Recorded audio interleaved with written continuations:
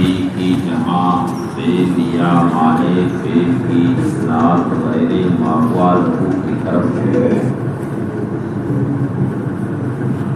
وہاں اس اسناد کو مجاز پر اس وقت تک محمول نہیں کیا جائے گا جب تک کہ یہ معلوم نہ ہو کہ یہ غیر ماحول کی طرف جو اسناد ہوئی ہے یہ کسی تعویل کی بنیاد پر ہوئی ہے، کیونکہ مجاز عقلی پر محمول کرنے کے لیے یہ ضروری ہے کہ غیر ماحول کی طرف اسناد کسی تعویل کی بنیاد پر ہوئی ہو،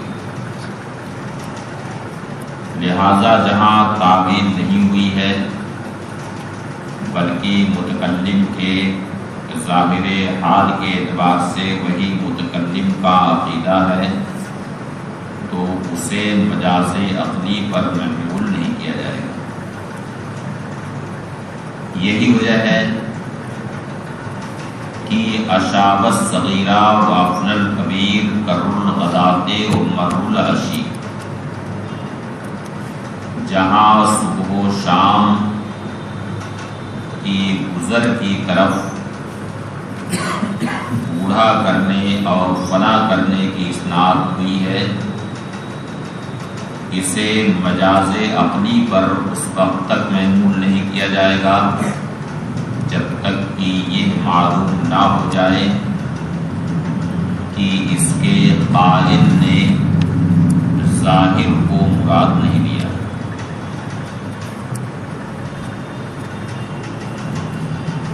کما استدل علی ان اسناد میز فی قول ابی النجم،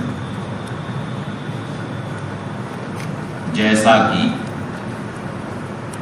ابو النجم کا یہ جو قول ہے، میز عنہ انزعا عن انزع جذب اللیالی ابتعی او اسرعی، میزہ یمیزو تمییز کا معنی ممتاز کرنا، جدا کرنا، اور انزو کا مطلب ہے کہ الشعر المجتمع من الراس، یعنی سر کے بال کا، سر کا وہ بال جو اکٹھا، سر کا وہ بال جو اکٹھا، جیسے آپ نے کچھ لوگوں کو دیکھا ہوگا کہ ان کے سر میں بال جھڑ جاتا ہے، بال نہیں رہتا، تو بال اکٹھا نہیں رہتا ہے، ایک بال یہاں ہے، دوسرا بال وہاں ہے، تیسرا بال اور کہیں ہے، دیکھا ہے کہ نہیں؟ جس پر زیادہ لوڈ ہوتا ہے، دیکھیں امتحان کے زمانے میں کتنے لوگ ایسے ہوتے ہیں کہ سر ایک دم سپاٹ ہو جاتا ہے، تو وہ نہیں الشعر المجتمع، الشعر المجتمع من الراس یعنی سر کا وہ بال جو اکٹھا۔ اب جیسے سر کا یہ بیچ کا حصہ غائب ہو گیا اور یہ سائیڈ کا بال اکٹھا ہوتا ہے اور ادھر کا بال اکٹھا ہوتا ہے،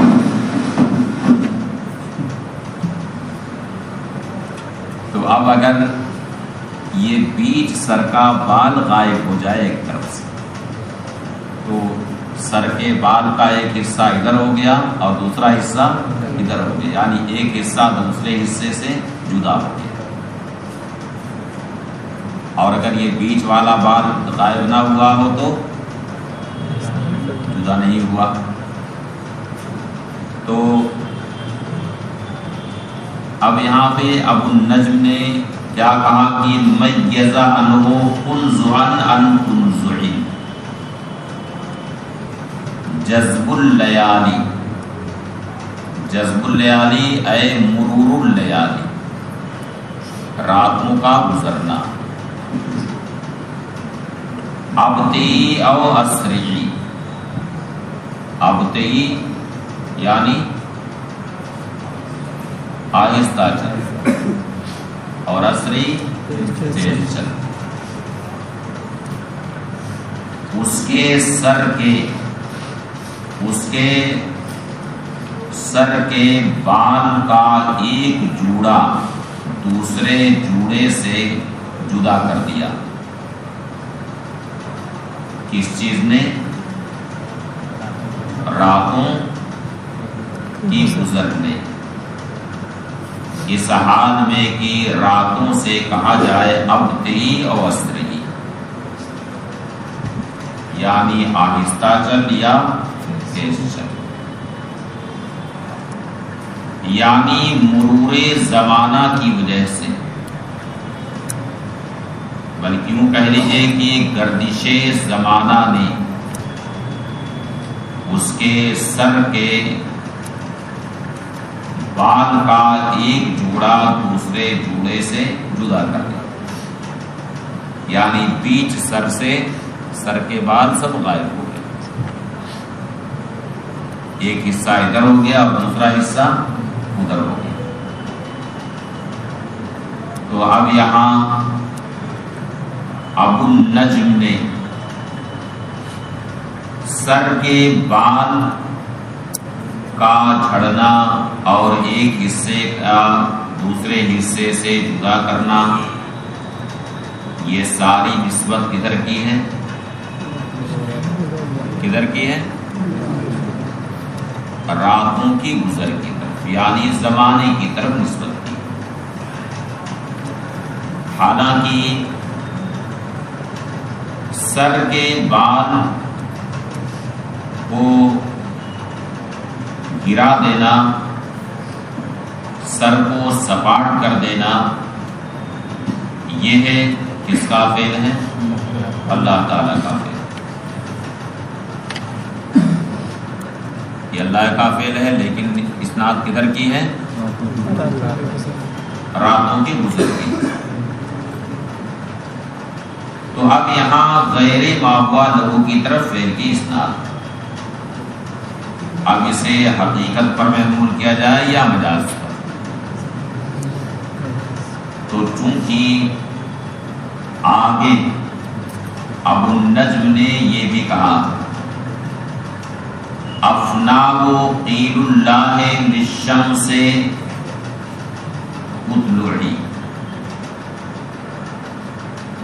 قیل اللہ اے قول اللہ، یعنی اسے اللہ کے اس قول نے فنا کر دیا جو اس نے سورج سے ارشاد فرمایا کہ سورج تو طلوع ہو جا. تو اب اگلا شعر یہ بتا رہا ہے کہ شعر کا قائل مومن ہے موحد. اس وجہ سے جو اس نے زمانے کی طرف میزہ کی اسناد کی ہے، جذب اللیالی کی طرف جو اسناد کی ہے، غیر ماہوا لہو کی طرف جو اسناد کی ہے، یہ اسناد تعبیل کی بنیاد پر کی. لہذا اسے کس پر محمول کیا جائے گا؟ مجاز اپنی پر محمول کیا جائے گا. کمستدلہ، جیسا کہ اس بات پر استدلال کیا گیا کہ ابو النجم کے قول میں میزہ کی اسناد جذب اللیالی کی طرف. کیا کہا ابو النجم نے؟ میزہ عنہ کنزعن عن کنزعن، جذب اللیالی ابطئی او اسرعی، یعنی اس کے سر کے بال کا ایک جوڑا دوسرے جوڑے سے جدا کر دیا راتوں کی گزر نے. اس حال میں کہ راتوں سے کہا جائے کہ تو آہستہ چل یا تیز چل. یہ مجاز بِقَوْلِهِ عَقِيبٌ، اس کے اس قول کی وجہ سے جو اسی کے بعد افناہ قیل اللہ للشمس اطلعی، یعنی اسے فنا کر دیا اللہ کے اس قول نے جو اس نے سورج سے فرمایا کہ تو طلوع ہو جائے، بات ختم ہوگی۔ وَأَقْسَامُهُ أَرْبَعَةٌ، مجاز عقلی کی 4 قسمیں، کیونکہ مجاز عقلی کے جو طرفین ہیں یعنی مسند اور مسند ہے، دونوں طرف یا تو حقیقت ہوں گے یا دونوں طرف مجاز ہوں گے، یا ایک حقیقت ہوگا دوسرا مجاز، یعنی پہلا حقیقت ہوگا دوسرا مجاز، یا پہلا مجاز ہوگا دوسرا حقیقت، اس طرح 4 قسمیں نکلتی ہیں۔ وَأَقْسَامُ أَرْبَعَةٌ، اور اس کے اقسام 4 ہیں، لِأَنَّ طَرَفَيْهِ، اس لیے کہ اس کے دونوں طرف اما حقیقتان، یا تو دونوں حقیقت ہوں گے، جیسے انبت الربیع البقلہ، یعنی مومن جب کہے انبت الربیع البقلہ تو یہ کیا ہے؟ مجاز۔ کون کہے؟ مومن جب کہے تو یہ مجاز۔ اب یہاں پہ مسند ہے انبتا اور مسند الیہ ہے الربیع، دونوں سے معنی حقیقی مراد ہے کہ نہیں؟ ربیع سے موسم بہار مراد ہے اور وہی اس کا معنی حقیقی ہے، اور انبتا سے اگانا مراد ہے، سبزہ اگانا، اور وہی معنی حقیقی بھی ہے۔ تو مسند اور مسند ہے یہ دونوں حقیقی ہیں، یہ الگ بات ہے کہ اسناد مجاز، اسناد مجاز عقلی ہے، لیکن مسند اور مسند الیہ یہ دونوں حقیقت پر محمول ہیں۔ او مجازان، یا دونوں مجاز ہوں گے، جیسے احی الارض شباب الزمان، زمانے کی جوانی نے زمین کو زندہ کر دیا، زمانے کی جوانی نے زمین کو زندہ کر دیا۔ تو اب یہاں پر مسند ہے احیاء اور مسند الیہ ہے شباب الزمان، تو زمین کو زندہ کرنا معنی حقیقی تو ہے کہ اس میں حیات یعنی روح بخشنا، یہ سب معنی حقیقی ہے، لیکن کیا معنی حقیقی یہاں پر مراد ہے؟ کیا مراد ہے یہاں پہ؟ زمین کا ہرا بھرا ہونا، زمین کا ہرا بھرا ہونا۔ اب جیسے ابھی آپ پیچھے دیکھیے تو پوری فیلڈ ایک دم ہری بھری، ہر طرف ہریالی، اور اسی کو آپ دیکھیے مئی اور جون میں دیکھ لیجیے تو ہریالی نہیں دکھتی ہے، بلکہ بس وہی خاکی رنگ جو ہے وہی دکھتا ہے۔ تو زمین کے احیاء سے مراد کیا ہے؟ ہریالی، اس کا ہرا بھرا ہونا۔ اور شباب الزمان، زمانے کی جوانی، تو کیا شباب سے یہاں معنی حقیقی مراد ہے؟ یہاں جوانوں کی جماعت بیٹھی ہوئی ہے، سب اپنے اپنے طور پر یہ محسوس کر سکتے ہیں کہ شباب ہے کیا چیز، سب محسوس کرتے ہیں کہ نہیں کہ شباب کیا ہے؟ محسوس کرتے ہیں کہ نہیں سب؟ کیا مطلب ہے شباب کا؟ کیا جوانی؟ جوانی کیا چیز ہے جوانی؟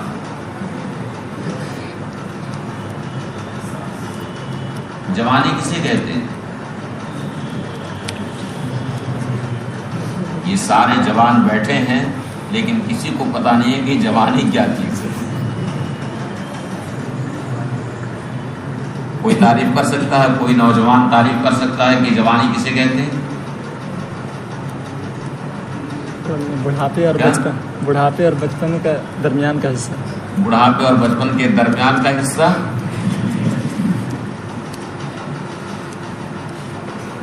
شباب کا مطلب ہے کہ ذی روح میں حرارت غریزی جب اپنے کمال کو پہنچ جائے اسی کو کیا کہتے ہیں؟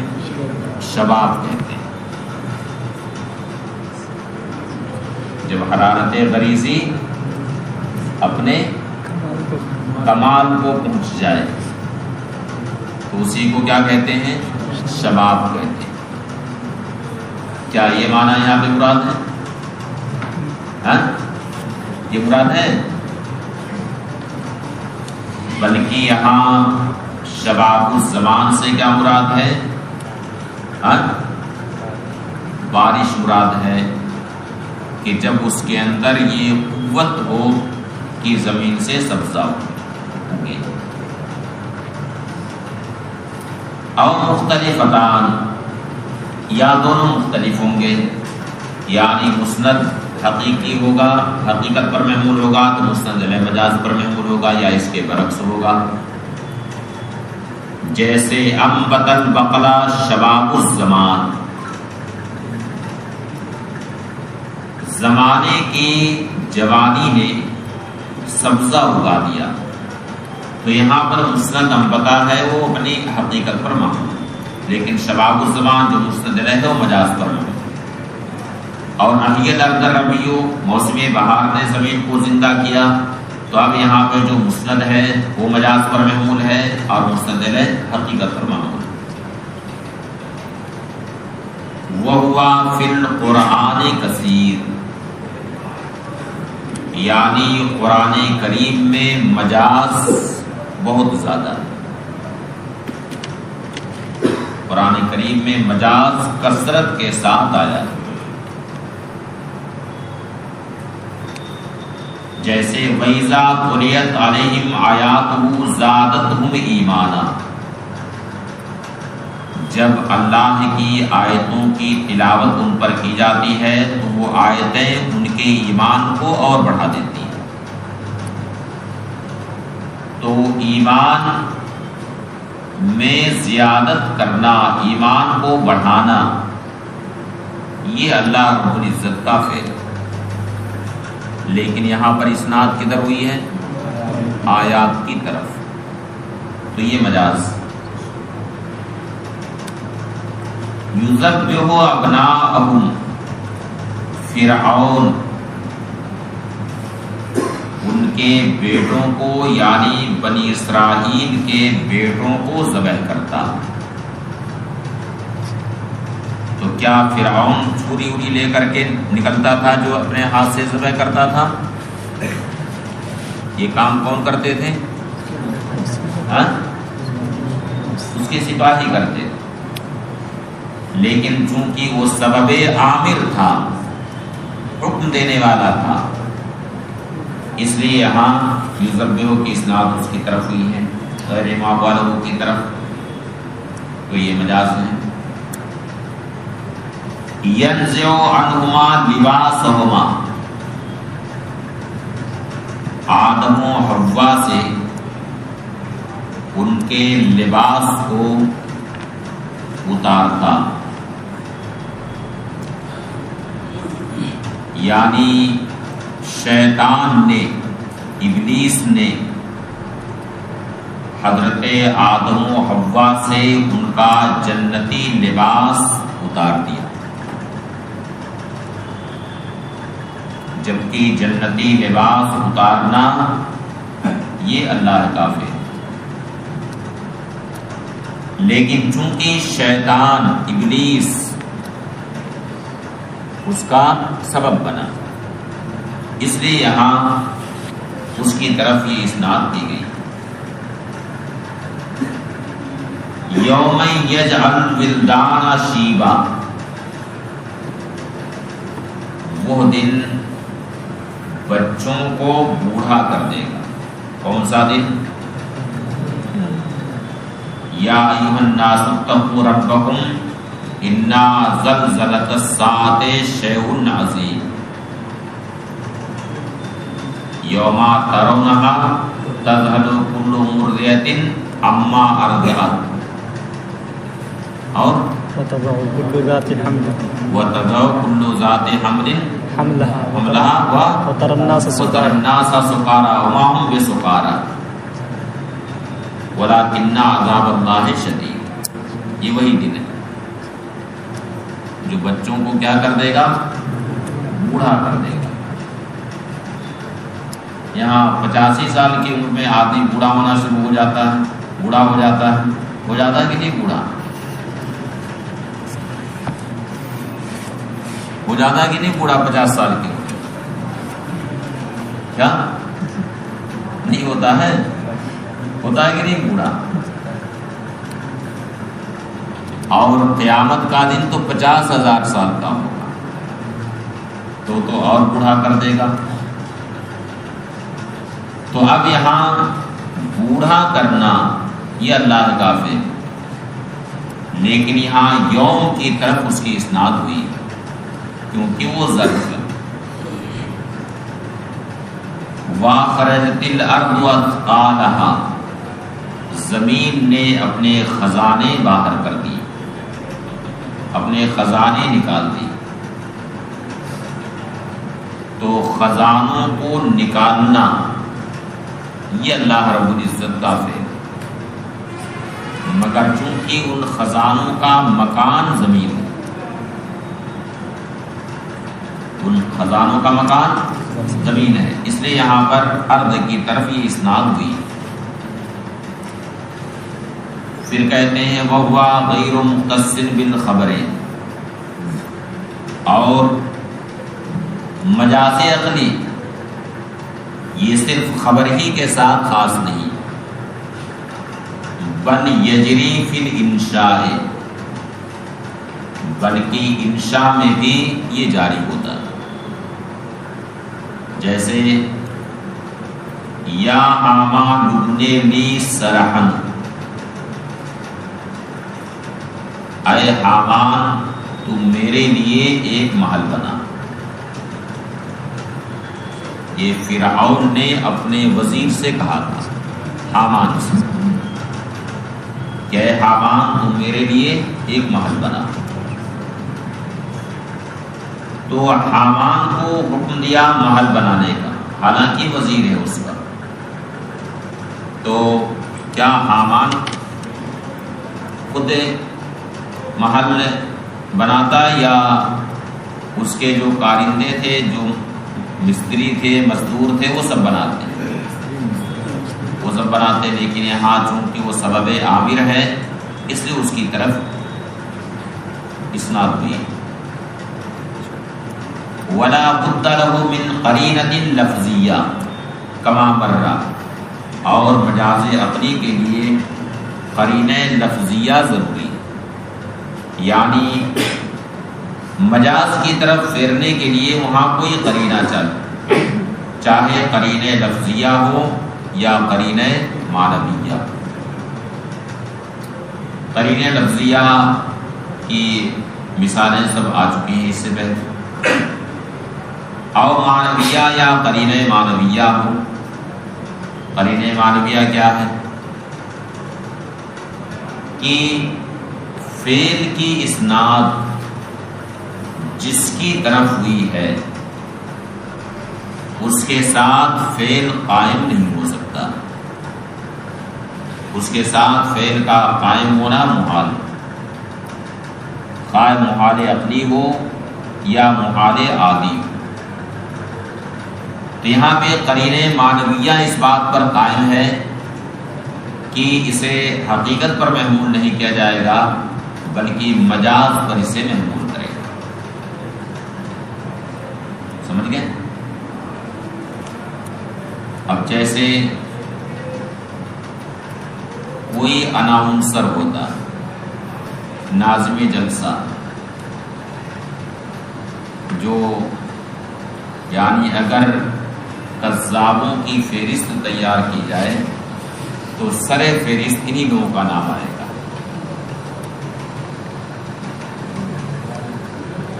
ان لوگوں کا نام آئے گا نا جو اس زمانے کے اناؤنسر ہیں.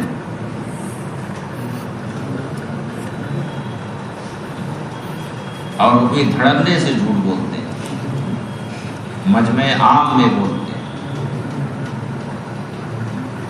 اب کسی کا اعلان کیا تو کیا کہا کہ شیر کی آمد ہے، کرن کانپ رہا.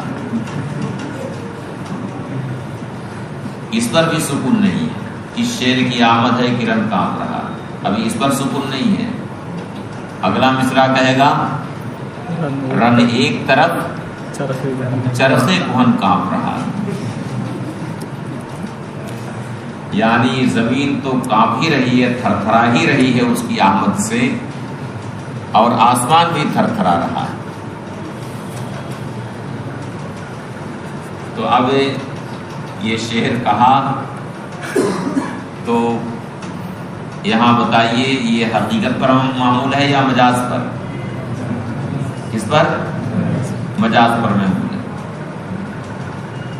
او معنویہ یا قرینہ معنویہ ہو کا استحالت قیام المسند بالمذکور، مثلا مذکور کے ساتھ یعنی جو مسند مذکور ہوا ہے اس کے ساتھ مسند کا قیام محال، خواہ عقلاً محال ہو. جیسے کہ آپ کہیں محبت کا جات بھی الیک، یعنی تمہاری محبت مجھے تمہارے پاس لے آئی. تو محبت گھسیٹ کر کے لے کے جاتی ہے.